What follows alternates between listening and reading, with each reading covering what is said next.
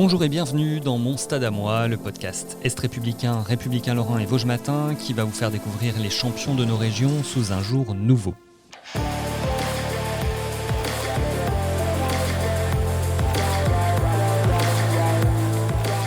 27 sélections avec l'équipe de France de football, une demi-finale de Coupe de l'UEFA avec le FC Sochaux en 1981, un club qu'il est ensuite revenu épauler au début des années 2000.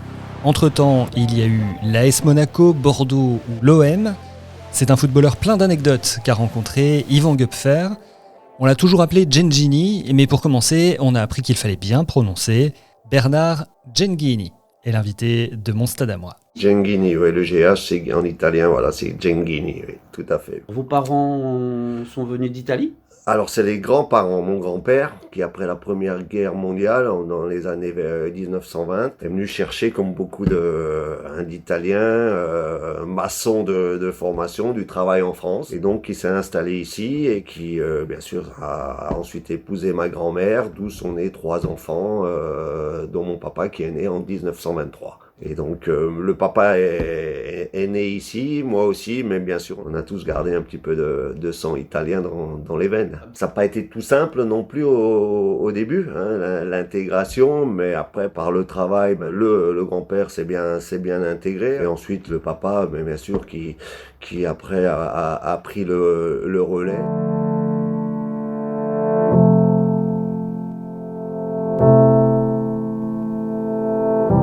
Cette passion du football m'a habité très tôt. Le papa a été footballeur, un bon footballeur au niveau régional. Ensuite, il a entraîné un petit peu les seniors aussi, les jeunes. Mais c'est vrai que c'est lui qui m'a donné cette envie et cette passion du football très tôt. Et c'est lui qui m'emmène dans mon premier club, le FC Guebwiller.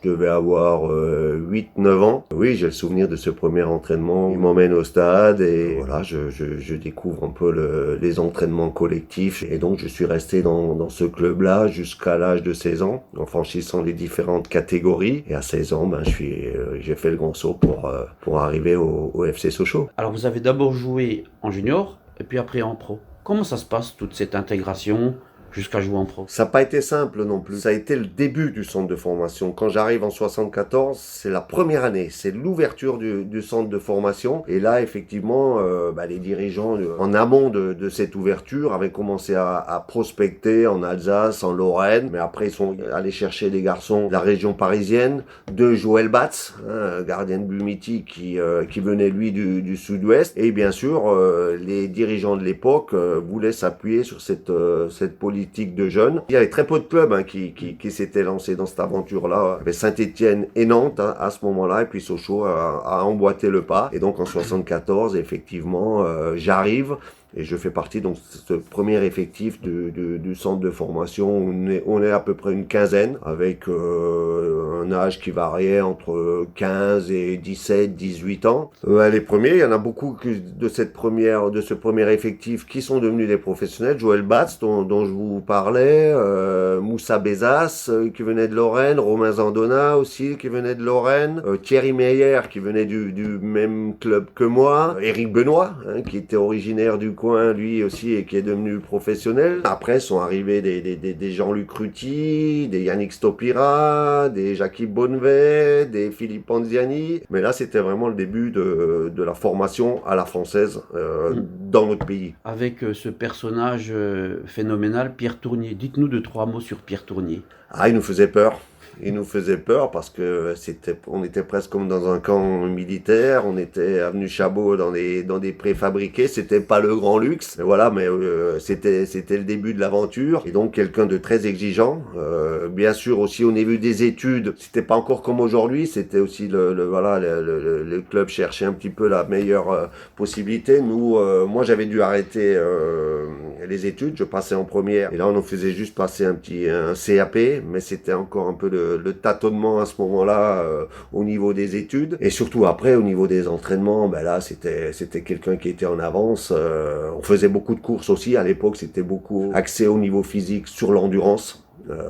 parce qu'il avait copié ça des Hollandais. Rappelez-vous que dans ces années-là, c'était l'époque du grand Ajax, Johan Cruyff et tous ses collègues, tous ces grands joueurs qui étaient avec lui. La Hollande, effectivement, il préconisait beaucoup d'endurance, donc beaucoup de courses à un certain rythme. Il fallait pas dépasser un certain rythme au niveau des pulsations. Donc je peux vous dire qu'on en a fait des tours de piste, que ce soit autour de la piste en Saint-André-du-Bonal, que ce soit autour des terrains de Chabot, ou voire même souvent vous qui êtes d'ici, à la Banane, il y avait un circuit, là, où on faisait beaucoup de kilomètres aussi. Et donc, beaucoup d'endurance, mais à côté de ça aussi, des séances axées, bien sûr, sur la technique, sur la tactique, sur tout, quoi. C'est vraiment quelqu'un qui était en avance. On avait même des séances de judo pour nous apprendre à bien tomber, pas nous faire mal. Alors, franchement, c'était quelqu'un qui était en avance sur son temps. Je sais pas si sans lui, je serais j'étais parvenu à embrasser une carrière de joueur professionnel, donc je sais que je lui dois beaucoup.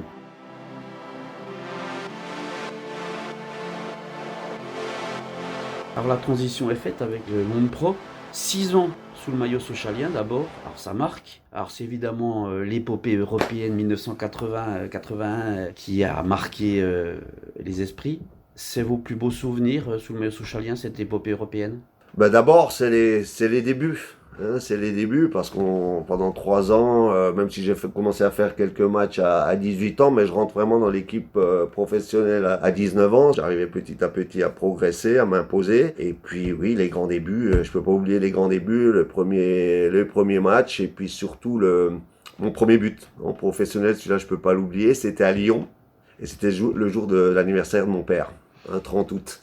Donc voilà, je pouvais pas mieux démarrer, je pouvais pas lui faire plus beau cadeau que ça.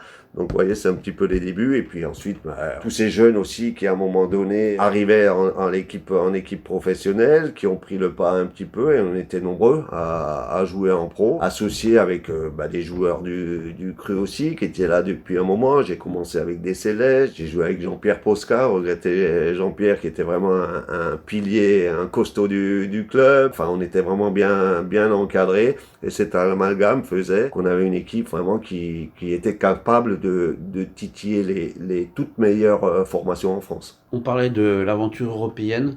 On a en tête ce coup franc contre Grasshoppers en quart de finale de la Coupe d'Europe à Bonal qui qualifie pour les demi-finales. C'est un des buts qui marque le plus. Au niveau de l'émotion, oui, ouais. Parce que déjà c'était assez incroyable de se retrouver là, hein, en quart de finale, alors que Sochaux jusqu'à présent n'avait jamais passé un tour de Coupe d'Europe. Et puis bon, on a franchi les différentes étapes. D'abord le Servette de Genève, donc premier tour franchi, c'était déjà un moment dans l'histoire du club. Après on va gagner à Boavista, au Portugal, alors qu'on a fait match nul à l'aller, on va se qualifier là-bas. Après le grand match, c'est l'Eintracht Francfort, le monstre, hein, qui à l'époque en Bundesliga c'était vraiment une des équipes phares. Il venait de gagner l'UEFA la saison auparavant. Et là, on fait un exploit incroyable, quoi, sur les 2 matchs où à l'aller, on est ballotté, trimballé là-bas, on perd 4-0, j'arrive à réduire le score 4-1, Jean-Luc Ruti sur un cafouillage, une frappe déviée 4-2. On s'en sort pas trop mal, quoi, vu la tournure du match, alors qu'on pourrait repartir avec 5 ou 6 dans les valises. Et puis au retour, un fameux match retour aussi Francfort. Et donc ce match retour sur la neige. Et là, on avait tout bien préparé aussi. Franchement, dans la semaine, avec les anciens, on avait bien préparé les crampons pour bien limer les crampons avec les ouvriers du stade. On a meulé les crampons pour faire sortir les petits clous. Enfin, toute une histoire au niveau du cramponnage qui a peut-être, avec le recul, fait la différence aussi, parce que les Allemands, je me souviens, ils avaient changé de chaussures plusieurs fois dans le match, et là on fait l'exploit, puisqu'on les élimine, on gagne 2-0, et on élimine le grand Eintracht Francfort, et nous voilà en quart de finale, effectivement, où à l'aller, au Grasshop, on fait 0-0, et je m'en veux beaucoup parce que même si les Grasshop, je crois en première mi-temps où c'est Albert qui arrête, il y a un penalty qui est pas transformé ou qui tire sur le poteau. Mais en deuxième mi-temps, j'ai 2 bonnes occasions, dont une, je pars du milieu, je dis 3-4 joueurs et j'arrive en fin de course sur mon pied droit et je bute sur le gardien. Et une occasion encore en fin de match et là j'ai cogité pendant vraiment plusieurs jours. J'avais vraiment hâte d'être à ce match retour. Et la match retour, ça ça démarre très mal, puisqu'on prend un but, on est mené 1-0, et là, il faut en marquer 2, quoi, pour se qualifier. On réussit à revenir au score sur un coup franc, sur un corner direct de Durkalic, Titso Durkalic, en première mi-temps, donc 1-1. Et puis on arrive en fin de match, plus beaucoup de temps. Je sais que je récupère un ballon à l'entrée de la surface. Il reste 5 minutes. Et puis là, c'est vrai que je tombe un petit peu facilement. On va mettre des buts et juste une petite charge. Et je m'écroule, voilà. L'arbitre siffle le coup franc et là, bon, on se concentre, on se prépare. Je sais que Patrick, je me rappelle encore ces moments-là. Et pourtant, ça, c'est lointain, hein, c'est il y a 40 ans. Et Patrick qui passe à côté, Abdel qui passe, qui me dit, Abdel Jadaoui, il passe à côté, il dit, tu veux que je passe au-dessus pour faire diversion? J'ai dit, non, Abdel, laisse-moi, machin. Et puis je prends mon élan et le ballon il va en pleine lucarne. Et là, je sais que je file vers la tribune Forge et le stade Ebonal explose, quoi. Donc, un moment qui reste. Mais celui-là, il reste, on peut pas l'oublier.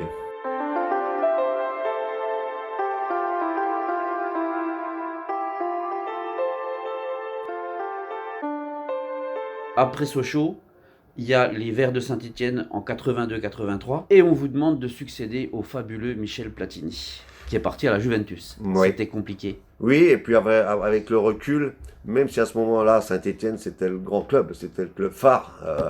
Voilà, c'est comme si on parle aujourd'hui, vous êtes contacté par le PSG. Donc Saint-Étienne, bien sûr, on avait tous dans la tête les épopées des Verts, les grands matchs de Coupe d'Europe. Mais avec le recul, c'était pas un bon choix. Parce que déjà, succéder à Michel Platini, c'est pas très simple. La barre est haute. Et puis, je suis arrivé aussi à un moment donné dans le club où il y a un conflit. Donc je suis arrivé dans une année où c'était un petit peu une guerre interne qui, même pendant les rencontres, dans les tribunes, il y avait des choses bizarres qui se passaient. Et moi j'ai dû connaître dans la saison 3-4 présidents qui sont succédés à très peu d'intervalle. Et je vous cache pas aussi que mes rapports avec Robert Herbin, qui au départ souhaitait également m'avoir dans son effectif, n'était pas ce que j'attendais. Voilà. Et moi je quittais un petit peu mon cocon familial ici du FC Sochaux, où j'étais choyé, où j'étais un petit peu la petite vedette locale, et j'arrivais dans un monde différent, et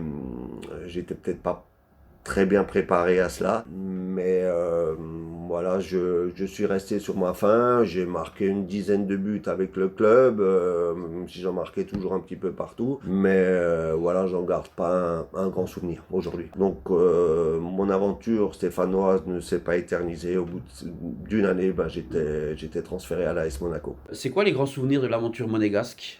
Déjà le jeu.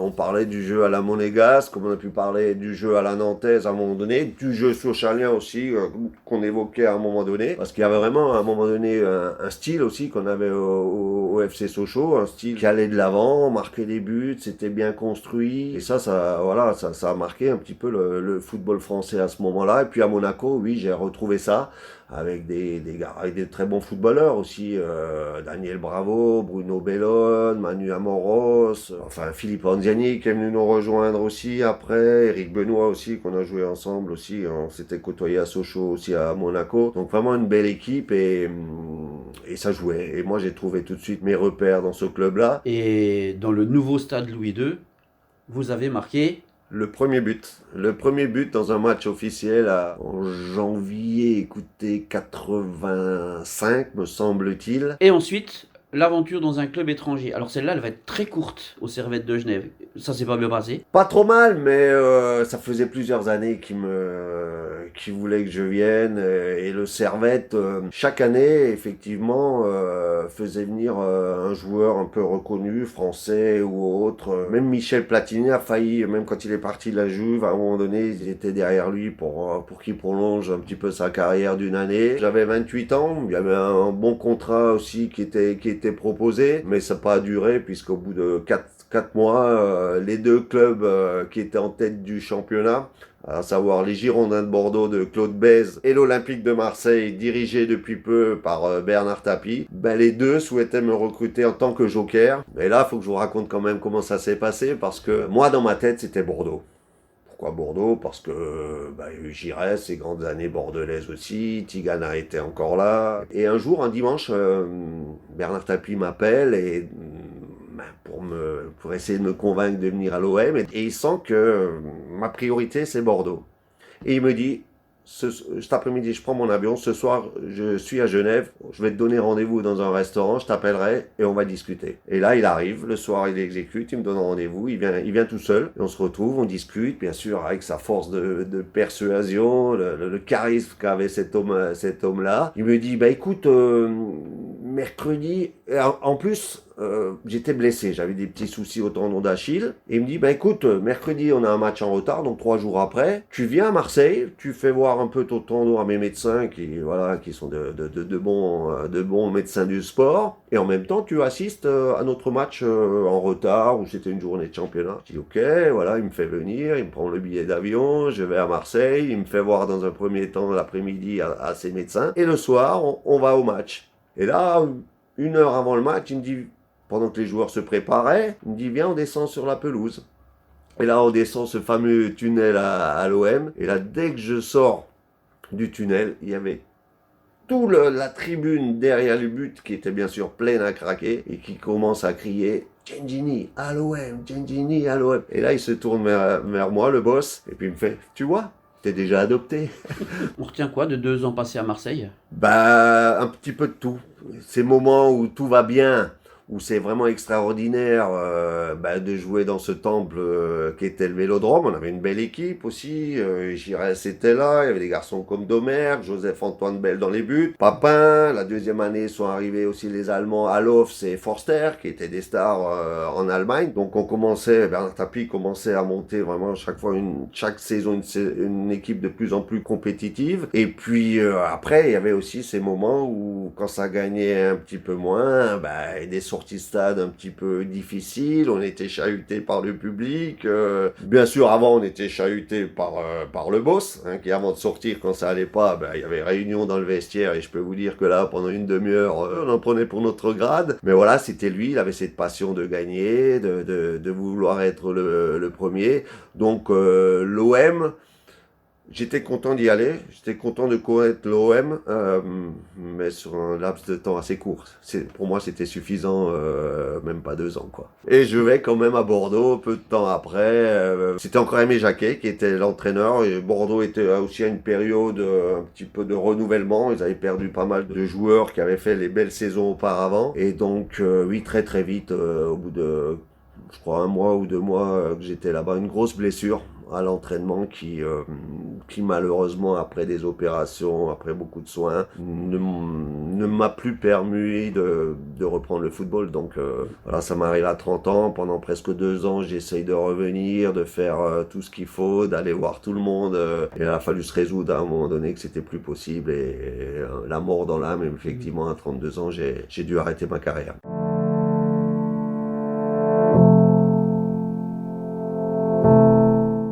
On va maintenant évoquer le bleu de l'équipe de France, donc de 1980 à 86. Tellement de choses à dire. Vous voulez commencer par quoi ? La victoire à l'Euro ou la naissance du tellement fameux carré magique avec Michel Platini, Alain Giresse, Jean Tigana ?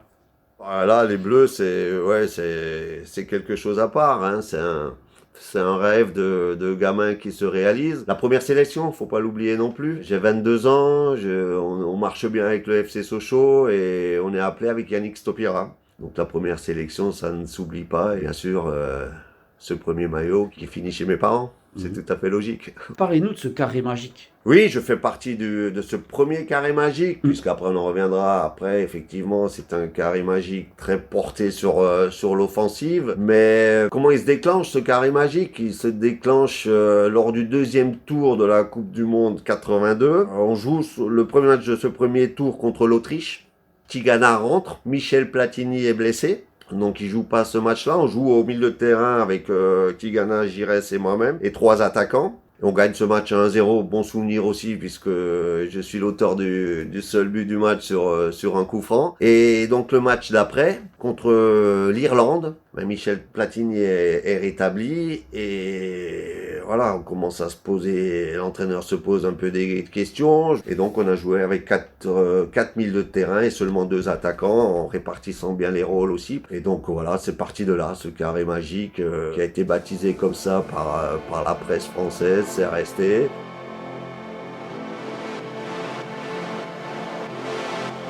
Allez, on quitte l'équipe de France, alors on change du tout au tout.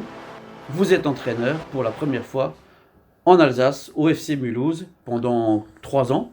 Pendant 3 ans. C'était chouette. C'était chouette, oui, parce que c'était la continuité de joueur. On restait dans son milieu, mais là aussi avec le recul, j'étais pas totalement prêt. Alors on a beau avoir fait une belle carrière, avoir été un joueur intéressant, mais ça a été trop rapide. Je pense qu'il aurait fallu faire un passage peut-être par une équipe de jeunes ou une équipe réserve. C'était beaucoup de boulot, moi pas toujours très judicieux, notamment dans la gestion des hommes. Et donc j'ai fait des erreurs, voilà, ça m'a beaucoup appris aussi. Mais ouais, c'était pas toujours facile. Et puis après, pendant 20 ans, vous occupez plein de postes au FC Sochaux. Oui, un retour à la source, oui. Quel a été le poste que vous avez préféré dans tous ceux que vous avez occupés? Entraîneur de la 2, entraîneur de la première, responsable de la cellule de recrutement Mais au départ, quand je reviens, c'est pour entraîner les tout jeunes au centre de formation, les 15 ans. C'était intéressant aussi. Ça me permettait déjà de revenir au club aussi. 6 mois après, il y a eu un changement de présidence. Gilles Daget laissait son poste à Jean-Claude Plessis. Et Jean-Claude Plessis, dès qu'il est arrivé, il m'a dit, moi, il me faut quelqu'un autour de moi. Je suis novice dans ce métier-là. Toi, tu vas être novice en tant que directeur sportif. C'est un poste-là qui m'a nommé à ses côtés. Et donc, c'était le début de l'aventure. Le premier objectif, c'était de revenir en Ligue 1. On l'a fait très vite. En 1 an et demi, on est revenu. Je crois que les meilleures années, c'est celle-là. C'est en tant que directeur sportif. On a développé le club, on a amélioré les structures. Et là, effectivement, c'était mon rôle premier, c'est-à-dire de rebâtir une bonne équipe avec des joueurs français, nos jeunes aussi du centre de formation avec toute cette belle génération, des Meriem, Pedretti, Fro, qui sont arrivés aussi à maturité petit à petit, et puis aussi en cherchant quelques bons joueurs à l'étranger avec les réseaux que j'ai pu me construire au fil des années. Aujourd'hui, je crois bien que vous êtes président de l'Agir Florival. C'est quoi l'Agir Florival? Oui, c'est pas un nom de caisse complémentaire de retraite. Hein. Non, l'Agir Florival, c'est la fusion entre trois clubs. Le FC Guebwiller, le club de mes débuts, les Italiens de Guebwiller et mon village, Isenheim. Voilà, c'est pas simple non plus. Hein. Le monde amateur n'est pas simple, mais aujourd'hui quand même on a une association qui regroupe 450 licenciés, beaucoup de jeunes bien entendu, une trentaine d'équipes. C'est quand même assez lourd. Et aujourd'hui, ouais, je m'investis à fond dans ce projet-là. On parle encore un tout petit coup de Sochaux. Vous pensez quoi de cette équipe sochalienne 2021-22? Elle me plaît, même si ces dernières saisons c'était plus compliqué, beaucoup moins constant dans les résultats. Là, on sent que le club, Omar, que je vois de temps en temps, et on échange bien sûr un petit peu sur l'équipe, a bâti une équipe compétitive, costaud déjà, je trouve, costaud. Défensivement, c'est une formation qui prend peu de buts, et je crois que ça c'est la base, notamment en D2. Peut-être, je dirais au jour d'aujourd'hui, un manque d'efficacité offensive. Il se crée souvent des situations et puis ils marquent pas assez de buts. Je crois franchement que cette année, ils ont leur mot à dire. Et bien sûr, pour le club, la région, tous les supporters du coin, ce serait une excellente chose que le club retrouve la Ligue 1 en juin prochain. Bernard, on vous remercie. Tchouki, on vous remercie. Oui, Tchouki, il n'y a pas de problème. C'est resté un petit peu moins en vieillissant, mais ça reste quand même. Chez les plus anciens, ou chez les gens qu'on croise en ville, ou les supporters au stade, ça reste toujours Tchouki. Voilà.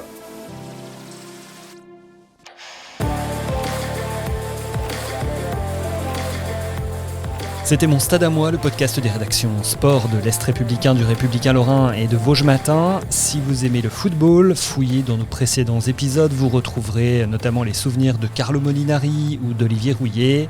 C'est dispo sur Deezer, Spotify et sur toutes les applis de podcast. À bientôt sur un autre stade.